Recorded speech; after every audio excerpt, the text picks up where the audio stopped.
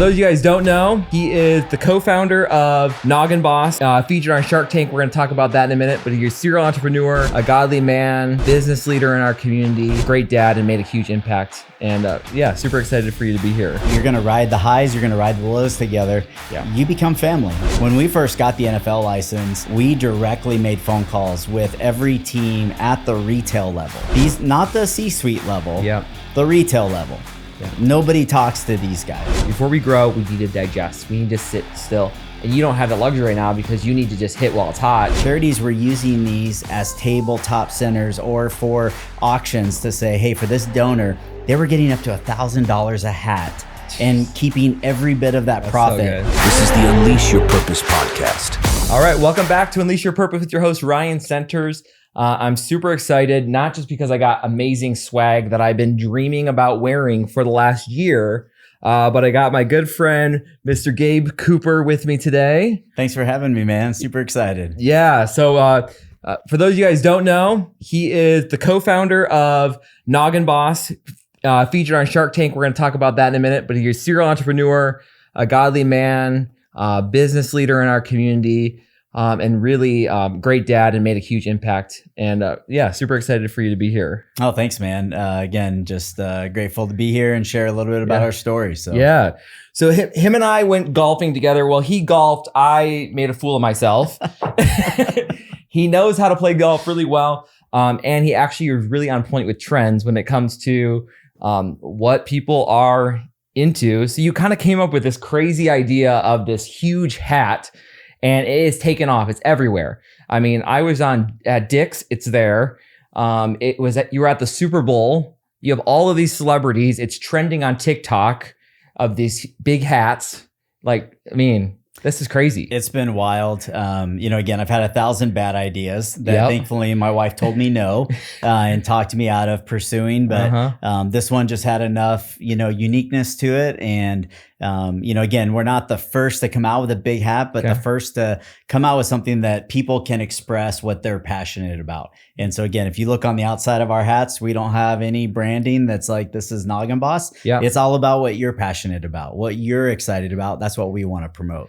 That's awesome. Because it's not just, it's, so when you were coming up with the concept, this is back in 2019, right? Yeah. So we launched right at 2020. There was a big golf tournament here, Waste Management Phoenix Open. We knew the market. We knew how excited and fun that event was. And no pun intended, we came out in a big way. And then COVID shut the whole world down the next month. So it was literally like roller coaster of we start off great and then now what? Yeah. And then one of the biggest probably trajectory points for you is like you were living my dream where I was very envious. Everyone has said, when are you going on Shark Tank, Ryan? I'm like, I don't know. I'm like, I want to happen. And we're golfing together and you just kind of like drop it just real casually. Yeah, when I was hanging out with the people from Shark Tank and Dave and John, I'm like, what are you talking about? You went on Shark Tank. Like, tell me about that story. Yeah, it was wild. Obviously surreal opportunity, literally leading up to it. My family had to suffer through watching all 12 seasons, every episode. Were you studying every shark? Every shark, every win, every loss, and really understanding what was the secret sauce to somebody coming out of there victorious. And time and time again, whether it was right or wrong, this was what we landed on. The first 30 seconds either made or break their experience with the sharks. Most entrepreneurs want more money than their business is worth, and they don't want to give up any equity. So we were thinking, okay, Ryan, if you're my buddy and we're sitting at coffee and I'm giving you a business idea that I want you in on, am I going to insult you? No. So why would I do that to a shark who has the potential to open up every door we have ever dreamed of? So we said, let's just flip that narrative and come in with being super generous, not asking for any money really. So 50,000, and we're going to give away a lot of equity. And as soon as the sharks saw it across the board, everybody wanted in. And, when we got off the set, we didn't know this at the time, but, the fastest closed deal in shark history was pretty fun. Really? Yeah. Yeah, I know. I was on your website. It's like 7-minute pitch in total. I mean, could you roll in with the hats, right? Yeah. And it was a cool, just unique way to kind of show off the product.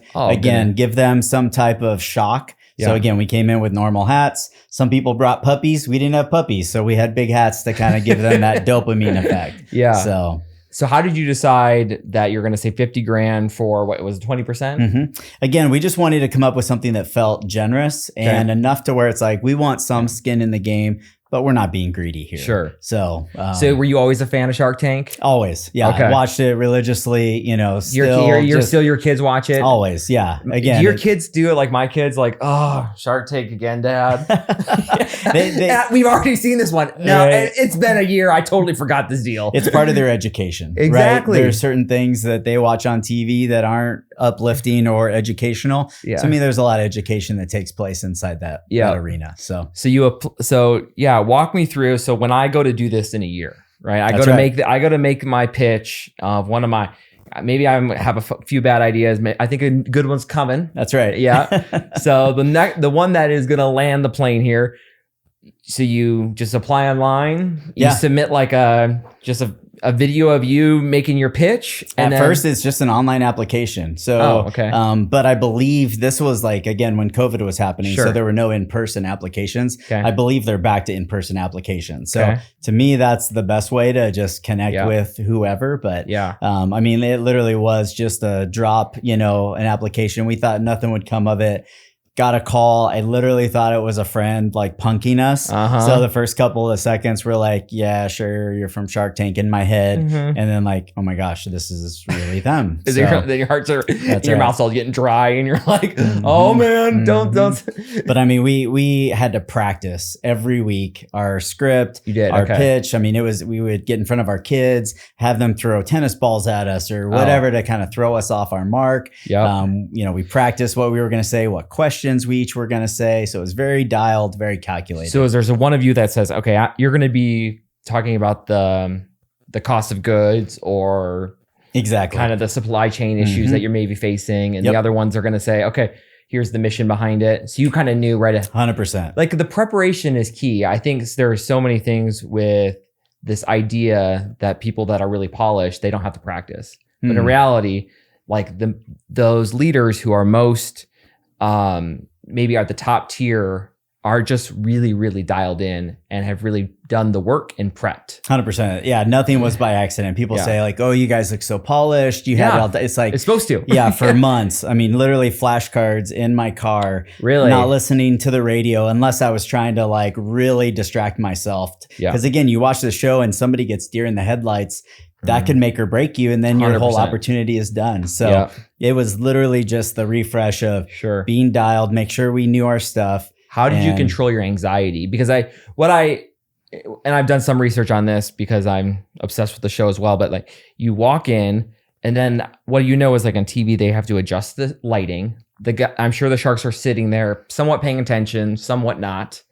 And how long are you standing there waiting to go live? It's hard to not just go crazy. And again, if you could see like our knees, they were probably buckling somewhere below. But and you got like producers and people all around the perimeter, right? Yeah. I mean, you just have to go in go mode. Again, you've been practicing, you've been rehearsing. This isn't the first time we've done it. So again, when we were pitching to a couch of stuffed animals or whatever it was, you're just doing the same motions that you did before, So again, like none of this was off the cuff and just kind of winging it. But again, we still wanted it to be very genuine in that moment. But again, if you're looking at it from their seat, they have to have full trust in you. Absolutely. In a matter of seconds. Right.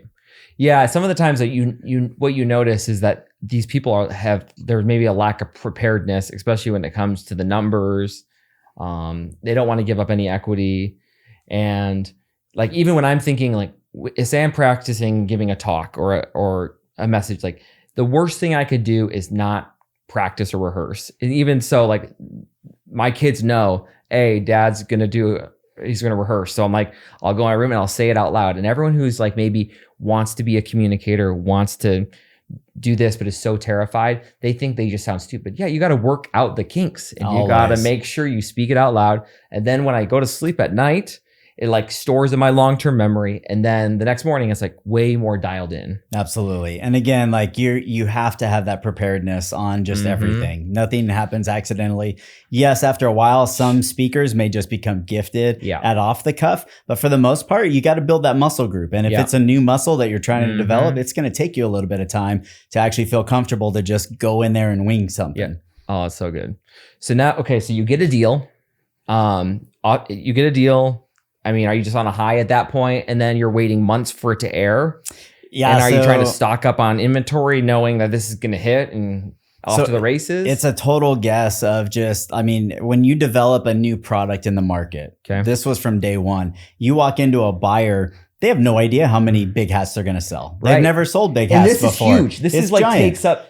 If you're going to Dick's, I mean, how many can they really have out on the shelves? Yeah, so it's been genius to watch how innovative our end user has been with it. So like we just launched all NCAA stuff for the March Madness. The ways that they're displaying these on mannequin heads and highlighting all the things that they're wanting to, it is brilliant the way that they're drawing attention to their own products using this hat. Yeah. And again, we got a lot of inspiration from charities and businesses while we were going through COVID because there were no sports, so no budgets. The buyers had time. And again, I think a big piece of this that a lot of people miss out is the relational side. During COVID, there were no events happening that our hats were intended for. So we had to go look around and notice, hey, charities aren't able to do their like in-person banquets anymore. That's true. They're suffering from like fundraising opportunities. Businesses were looking at a new way of standing out in the social media realm. So we start connecting with them and they were giving us inspiration on charities were using these as tabletop centers or for auctions to say, hey, for this donor, they were getting up to $1,000 a hat and keeping every bit of that profit. And it was amazing to go, thank you for showing us new innovative ways to highlight this product. So it opened a whole B2B side of our business that we weren't even naturally out there pursuing. We were focused on the sports and kind of got down when all of a sudden there were no sports happening. So again, to watch retail go after it, to watch, you know, the duplication of all the channels, it's just been so fun. And again, God is opening all these doors that it's just unbelievable to watch. I was waiting because Super Bowl's coming. You're kind of like, you know, this is about to happen. And then you get to go to the Super Bowl and you're promoting your Noggin Boss all over the place. Yeah. Typically in the licensed world, you start with, you know, NCAA. And if you're fortunate, you could get into NHL, maybe NBA. MLB is kind of the prize spot, but then the holy grail of all of it is NFL. And we started with NCAA just to cut our teeth and start learning that process. So, you know, we onboarded a pretty solid amount of teams there. Well, we had, again, just some crazy viral moments of athletes and celebrities wearing our stuff that we had nothing to do with. And we were getting texts and videos and calls from people going, how do you know this person? Or how do you know that? And we're going, this is the first time we're ever seeing this. And so that got us enough exposure to leapfrog all the other leagues. And then the NFL was open to doing a deal with us. So do you have to, so I know nothing about licensing and probably we don't need to go in the weeds of it, but generally, so you have your product. And what brings it so valuable? You have GCU and they're putting their name on it. And this is why people want to wear it. The Cardinals and wanting to do it. Yeah. The ultimate fan, you know, you think of the person that's painting their face, painting their body. They want to be seen. They want to be heard. They want to express what they're passionate about. And so the team gets a piece of that for every hat sold. Is that kind of how licensing depends on works? the league? Yeah, but if you're going to like GCU, for example, I'm asking to use their marks and there's a price. So every hat I sell, they'll take a piece of that. And so again, I'm getting added value to my products. For sure. And vice versa. And do they put this in, a lot of times they'll put it in their team shop or things like that? Absolutely. They'll put it on their websites. Like right now, March Madness, they just won the WAC championship again. Their whole student section, you know, we donated a bunch to take them out to Vegas and wear them around. So again, like alumni, you think about the collectible side of things. So, but yeah, we were able to get a preview at the college football championship. And again, that was an out of body experience to be like, what are we doing here? Cause we're a new brand playing amongst the big boys. And, are you just like smiling? You're just like confidently walking in at that moment? I mean, again, like, God's brought you here. 100%. You're just going to be faithful to that. That's right. That's right. Yeah. And so, and again, we're just trying to be good stewards of this business. And so, it worked out so well that they wanted the same thing at the Super Bowl, which again, we were like, where in So you went to ever? the Super Bowl? We were it started off as we were at the Super Bowl experience all week, Okay. which was amazing. We decorated on demand. Literally, you grab your color, you pick your team, we make it in less than 2 minutes. So it added this fun vibe to this retail space, Sure. the NFL shop, which is fun. Yeah. But it added some new life to it. And then again, to get the opportunity to go in stadium during the game, probably my least amount of sleep I've had probably ever in my life, but the most energizing couple of days ever. We literally closed up shop at the Super Bowl experience Saturday night we got in our hotel room at 1 a.m., had to get up at 2 a.m.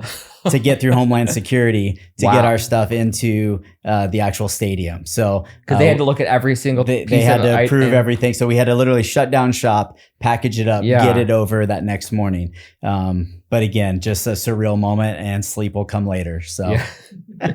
So are you you have a partnership? Is one of you guys the numbers guy? One of you guys like the sales marketing side? So we do divide and conquer. Okay. My business partner, Sean, and I, there are certain things that are in my strengths, some that are in his strengths. Yeah. But I mean, we literally overlap on everything. It is lockstep. And, there's a lot of people that will warn you for good reason With of partners. How did you meet your partner and working together in that? So it was totally random. Again, God's story, but a lifetime ago, I used to run half marathons and marathons, and I was in this running club. His wife would run in these clubs, and we would see each other at barbecues and hangouts. Sure. And it was like, oh, you're a cool guy. Like you had businesses, I had businesses, and then we just kind of kept connecting and became best friends. And cool. it was one of these deals where I had a lot on my plate, he had a lot on his plate, and I was like, man, I'm not doing this unless you're in it with me. Right. And so you both had a cool idea. You both had full-time jobs. Mm-hmm. You both have full-time jobs, I'm assuming. Yeah, and families and raising so young it works kids. pretty well. Mm-hmm. And you have similar faith and passions and family values. Absolutely. Yeah.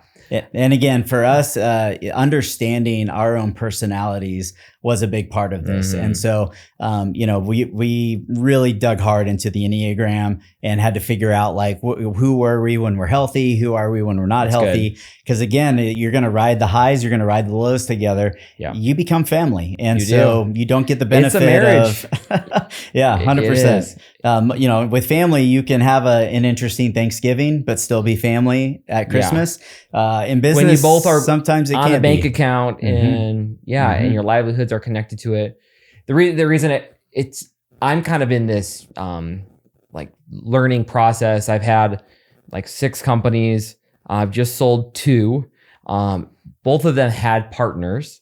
I was always the majority owner of them. Mm-hmm. I didn't have the depth of relationship that you guys had though. And as I think back through it and I think about other opportunities and other businesses that I will end up starting, I need to make sure that I have more due diligence process that you probably did that I didn't do, of looking at, are we in the Bible say equally yoked, is meaning do we have the similar values? Do we still make sure that we have the same end game in mind? Because I just kind of jumped. Oh yeah, let's do this together. Cool. Right. That's not mature in business anymore. And I'm I feel you need to really step into things with intentionality. And again, we struggled into it. So, again, we had the relationship, but really understanding didn't come till months later where it was hey, why do you get frustrated at this? And again, rather than me looking at his differences as weaknesses and vice versa, I had to learn oh, this is actually a better way, a more effective way for me to hear him and work with him, and vice versa. If he can just come to me, because I'm an 8 on the Enneagram. Yeah. Come to me direct. I love a challenge. I love it. You're not going to offend me. Yeah. You're actually going to offend me if you keep it inside. So again, understanding those differences. My best friend is my number 2, and him and I, if he's not direct with me, it just kills me. Right. I'm dude, we've been brothers for 15 years. Yep. No stuffers. So again, we've got these policies now, and we have these words that we're able to use with each other to go, what are some of the words you guys say? I mean, again, like we're going to speak straight, right? Okay. Like no stuffing, like, hey, I got to share something. Cool. And again, like we've learned over time, like this is how I process. And I know for you, this is how you process. So again, it is very much, when they say work wife, they're not kidding. Like you are family. So and like there's sometimes like I know my work wife, he has to he takes more time to process, and I just can't go charge in. But then he's sometimes I got to just get the emotion off my chest, and like we got to talk it out.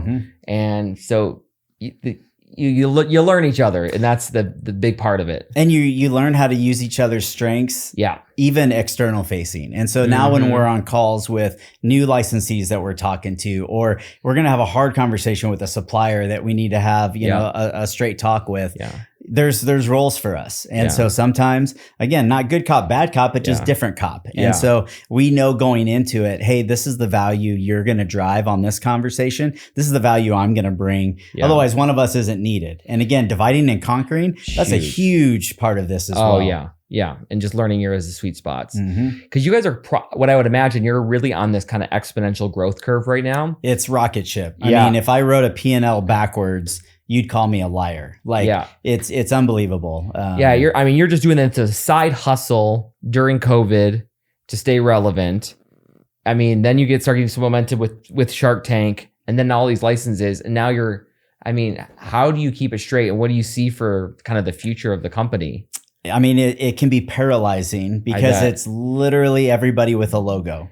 So you have to be very strategic. So there's the B2B side, and then there's the license side. And the license side is fun because, we're going to be onboarding like UFC. We've got the Olympic license for 2024. So all of these like unbelievable opportunities that just as like a fan is so fun. So fun. But at the same time, having to balance scaling and growing at a healthy pace to make sure that we can handle it all. Right. So again, growing and scaling and trying to raise leaders, that's another challenge. Is that your choke point, do you think? It is. Yeah, I think that's been mine as well. Is when Ohana started, so now we have about 550 employees.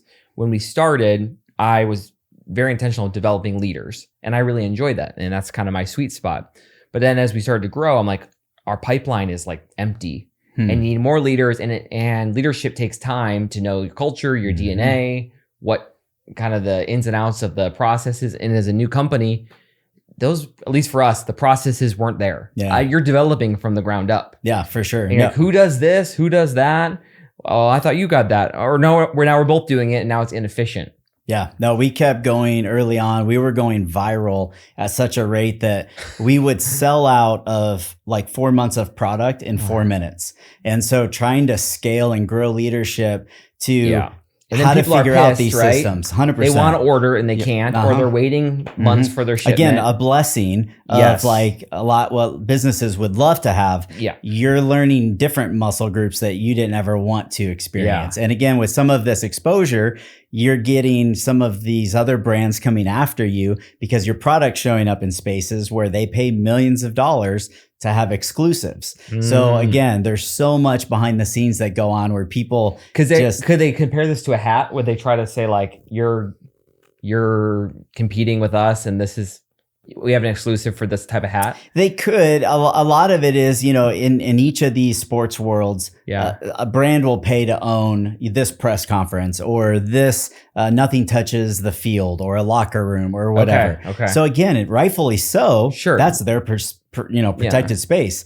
Well, our stuff again shows up on its own, and from the fans, people, right? Yeah, and the players. Like people think we're these guerrilla marketing geniuses, but we're not that dumb and we're not that smart. So again, the benefit of having our product go viral is it's reaching, and what's unbelievable is most of the time in this environment, they don't do anything without getting paid. These athletes and celebrities, everything has a paycheck.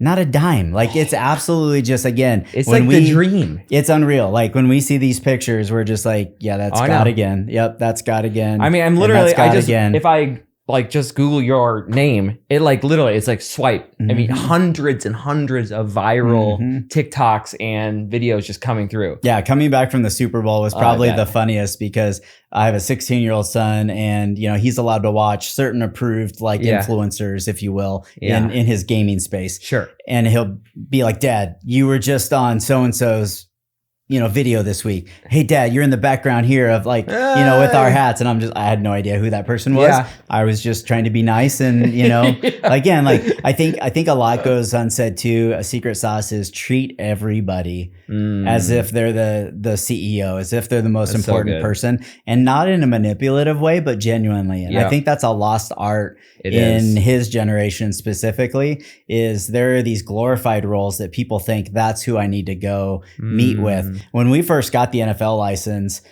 we directly made phone calls with every team at the retail level.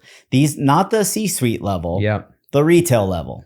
Yeah. Nobody talks to these guys. And so again, the refreshing side of, wow, that was different. Nobody does this in our industry. Be nice to the people that nobody's being nice to. And again, that's how I was able to sneak these into the, NBA playoffs. I was just being a normal human to a security guard, making eye contact, treating them with dignity. Yeah. It's like the whole Andy Stanley says, I do for one, which I wish I could do for many. And it's just like looking at that one person. 100%. Yeah. We both have teenage boys, and that is I never thought that this is almost the majority of the work is teaching not just social skills, but how to kind of interact with other people, how to show respect. My boys, when we will hoop out back like a couple times a week, and I have a rule that after the game, we shake each other's hand, and a couple of my boys don't want to look each other's eyes. I'm like, nope, look me in the eyes and shake my hand, and good game. That's right. That's right. But this is stuff that a 13-year-old boy needs to learn today. That's right. Yeah. Because you're going to be a punk. Yeah. They say thank you after every practice. They shake the coach's hand. They help the coach set up. The little things that people just assume, oh, that's their job. That's their role. It's like, no, you're to be a servant leader every place you go. And if you're not serving and making somebody better, you're missing out. That's right. Not for them, for you. It's part of your development, your humbleness.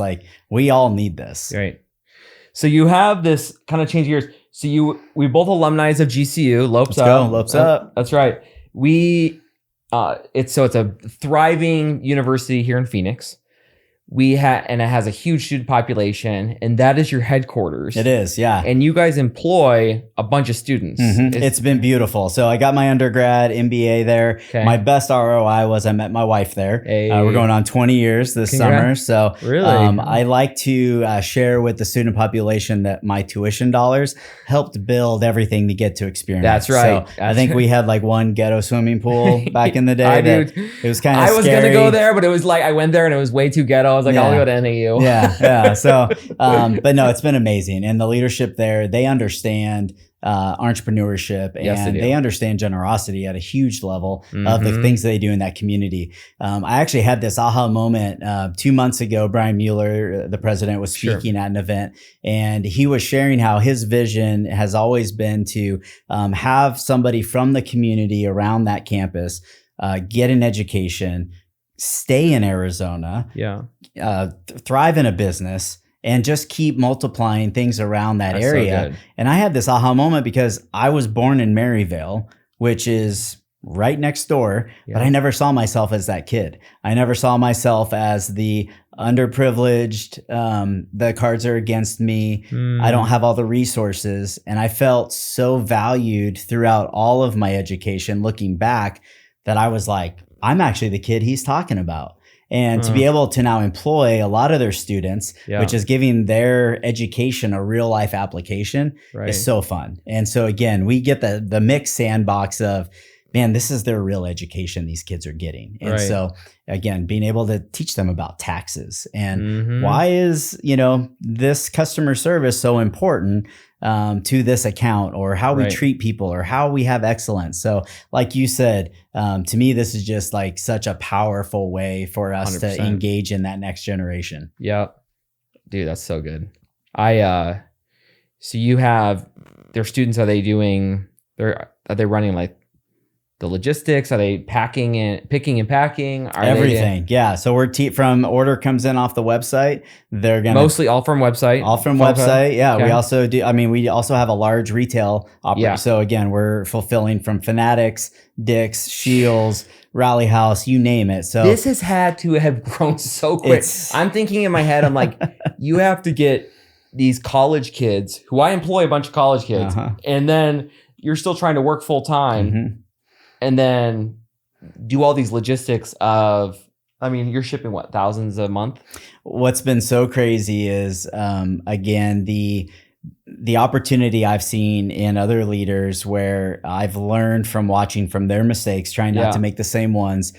Typically, I've seen that leaders have a hard time delegating and moving the organization to that next level because they think they can still do it all. And again, we all think we can still do it all, but the hard part is letting go of what's not going to be perfect in my head for the sake of taking the organization someplace else. So again, we've had to empower these young leaders. It's been fun and challenging because again, it does take away from the speed at which you want to go, but overall, that's how all ships rise. Yeah, and you have to empower before they're ready most times. And you have to delegate before it's 100%. And you're an 8, and I'm an 8 in the Enneagram, so I don't actually need things to be perfect. Most of my senior leadership on my team, they would be self-described as not perfectionists, but they really want things to be at 95% before they move on. I'm good with like 70%. Yeah. And we've had to like clearly outline that on the interview process. Yeah. When I'm talking to a potential student or somebody that we're bringing into a leadership full-time role, I say, can you handle things not being perfect? Right. Can you handle the mess? Because it's messy. Like this ship moves so quick. And if you can't build the ship while you're riding 100%. It, right? If I love it. Again, what our business model was a month ago is going to be so different a month from now. And so again, if you have to have things dialed, like we're creating it while we're literally moving the product along. So that's the fun part. And when you find those that thrive in it, that's the sweet spot. And you're probably in 3 years where you have this exponential growth. Probably 4 years. It's been crazy. Yeah. Again, 2020, like it was just like flatline. Like let's just stay alive. Let's try to like navigate this weird virus that's like shut down the world. And then again, the relationships that we made woke up when the other doors started opening again. And that's what allowed us to, just keep growing. And again, it's paralyzing because there's so many verticals that this can go in. I mean, the charity side, we've had, cancer patients that, have used this as a mechanism of like their inspiration and their joy to, expand their storytelling opportunities. So it's so fun to just watch how it's working. I've noticed that what I would imagine, and at least this has happened for me when we were building our main company, is like the leaders that I had with me, they, as you said, you were building your ship while riding it. It takes, certain leaders can only get through so many iterations of change before it becomes so exhausting for them. And they're like, some of us are wired of like serial entrepreneurs. I'm good with the change. I enjoy it. But what I have noticed is that I have to be super mindful of how many change cycles I can bring someone through before I have to just give it time before we grow, we need to digest. We need to sit still. And you don't have that luxury right now because you need to just hit while it's hot and keep going. Yeah. But I imagine that as these iterations of change go, it's going to, I wonder if it wears out some of your team. Yeah. And I saw like I don't know if it was a meme the other day or something that said like, I fully recognize that I expect others to perform how I think I do. And so like, that was like an aha moment that I had to be like, I can't expect somebody to, again, handle process. And I'm not doing everything right. Like I'm sure on the outside, people are seeing all the mistakes. Sure. I just don't do an annual review on myself. Yeah. You know, like you don't have that luxury of having that iron sharpens iron. Yeah. But to your point, yes, having leaders that can handle that dynamic, but being able to scale it. So again, we had all these licenses that are sitting on our doorstep that when we first got the NFL license, we said, we know that these brands, these big box retailers do a majority of their business over the holidays. Yeah.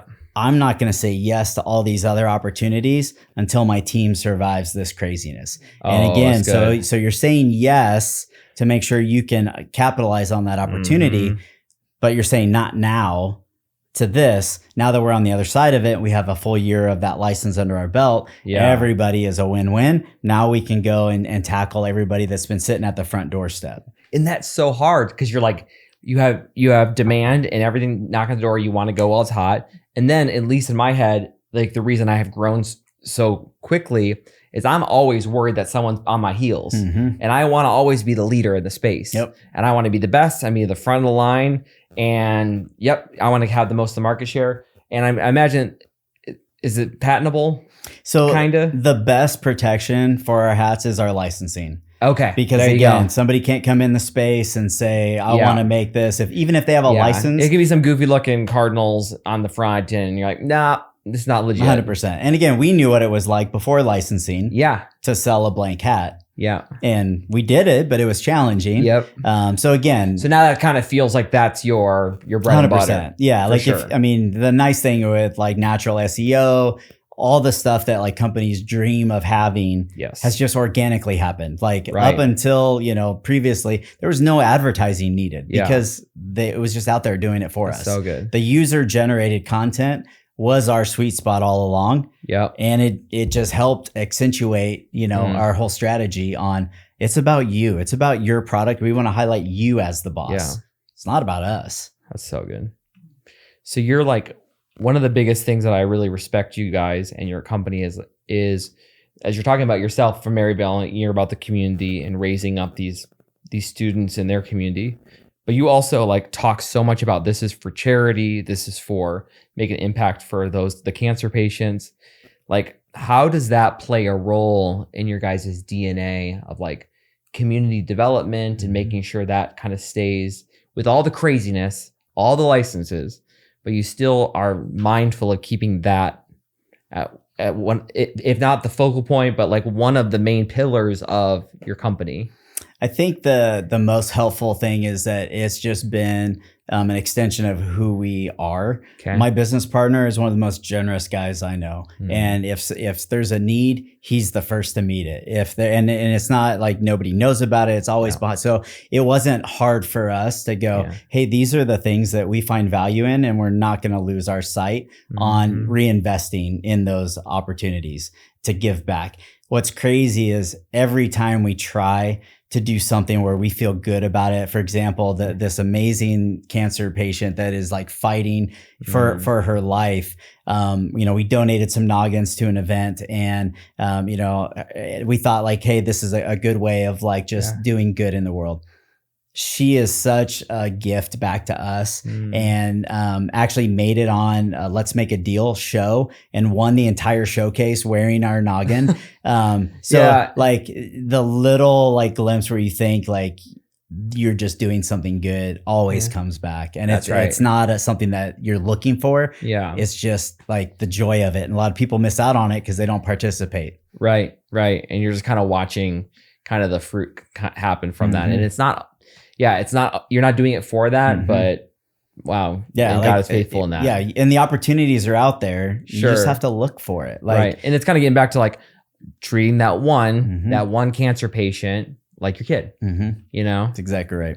And as time gets busier, and I think I'm starting to mature as like a business person, is like slowing down to go back to how does the one need to be? Does that make, because I was just so hustle and quick and make a deal and go to the next thing that I kind of steamrolled a lot of people. And I'm like, that's not a way to live. No. Like, that's not a way that is sustainable or is Christ-like or is purposeful. Well, it's interesting. Like, as I would say, like you can be a healthy in our eights, right? We can be a healthy 8, or you can be an 8-hole, and like one can shift to the other very quickly. Yeah. And so, where sometimes you get in that mode of like go mode, and like sales are good, you're growing, you're scaling. It's easy to justify the other rhythms of life that get out of whack, and you call it a season. Yeah. And then you look back and a season's been a year. Yeah. It's been 2 years and you haven't, poured into, your family the way you should. You haven't poured into your relationships the way you should. And yes, you're growing this thriving, crazy business on the outside, but on the inside, you've neglected the things that are your replenishment cycle and really your why that you're doing this to begin with. So it's very ironic. It's hard for my brain to disconnect the two because I can easily justify it. For the overall. Always can justify it. Always. But then our wives probably have, and even the people who are closest to me in my companies, like can call me out on my 100%, BS. 100%. Like, and those are the people that you say, no, you're doing a spin. Ryan, you can sell me on anything. And you're like, is that really the why? 100%. Yeah. And again, that's why you need that inner circle. To be able to call it out when it needs to be called out. And because again, as a business CEO, who's doing your evaluation? Yeah. Do you have an annual evaluation? No. It's hard. And it's hard to even solicit that feedback from you're the funniest guy. Aren't you the funniest one in the room? No chance. Aren't you like and it's like, it feels good, but you're like, I was going to do a bunch of audits for a bunch of my houses today because we're getting our renewal. And I don't normally go into that level of staff. It sounds so terrible, but I don't normally interact with manager level. And I'm talking with them and I'm just like, first off, they're so nervous and I'm trying to make them feel comfortable, but then I'm just making some jokes and then I'm like, that's not that funny. Aww. But you're like, I mean, that's very nice, but like, you have to realize kind of the role you're in and treat these one people of like just the dignity that they deserve. I don't know. And you hit on two more questions, but you've hit on so much of like why in my head for like the last 2 years, this podcast has been in my brain of just because there is so much more to life than just making money. I'm all about making money and like building wealth and for a legacy and for generations.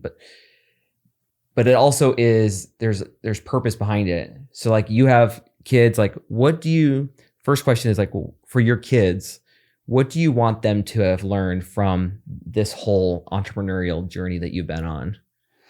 I think just the perspective of what's important and to see that if you have a dream, you can go and do it and you can, it's not going to be easy. Again, they get to see the non-Instagram version. A lot of people don't understand the 100 no's that it took to get one yes and the amount of grit that it took to get down and get knocked up. And again, people don't know the entrepreneur gets knocked down every day, multiple times. You just get better at taking punches. In the beginning, it's deflating all that. So I want my kids to be able to craft their own future in areas that they're passionate about, but to see that they can bring some newness to the world and they can do ministry no matter what it is. Right. The amount of smiles, the amount of joy that natural dopamine that happens from this big silly hat is so empowering to our family. And so good, to be able to teach them that hard work and just dedication to something, is highly, and then again, it's not our business. Like when we talk about it, we're like, this is God's business.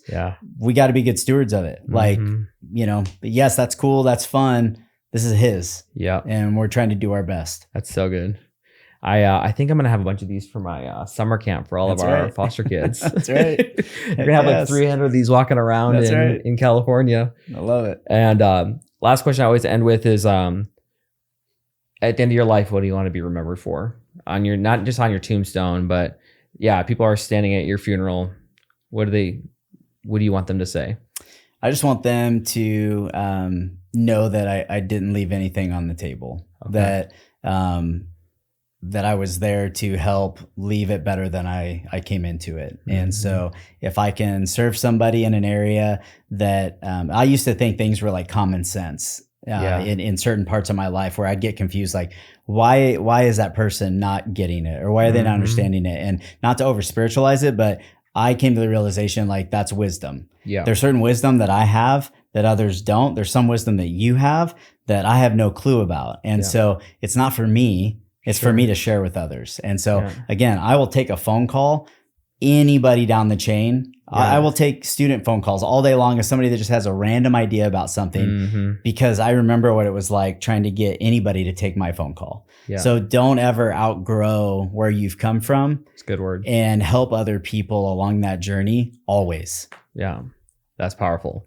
I honestly think this is going to be actually one of the most viewed podcasts out there in the history of Unleash Your Purpose. Not even just that this is the 21st podcast, but people are going to rewatch this because there are so many nuggets about not just entrepreneurship, servant leadership, purpose, and you're just like on fire, and it's like very inspiring. Like, all right, I can make this happen. I'm a Maryvale kid. We can make it happen. That's right. Yeah. Hey man, again, all ships need to rise together. So that's right. The days of like competition and all that, like everybody can help each other. And so, trade secrets, all that, Amen. The more you share, the more you receive. And so it's such a backward paradigm. Yeah. But use your noggin, man, and be a boss. So that's right. It. So we're going to see these all over the country. I know, and no doubt. So pick yours up. You can get it pretty much anywhere. You Google the name, it shows up in every retail spot everywhere. I got my own exclusive one. And for those of you guys listening, or make sure you click that link, subscribe, share, leave a comment. We'd love to know how this is serving you. But until next week, may you unleash your purpose to profit in business, faith, and life. Thanks for joining us for the Unleash Your Purpose podcast. Be sure to like, subscribe, and leave a review. We'll see you next week.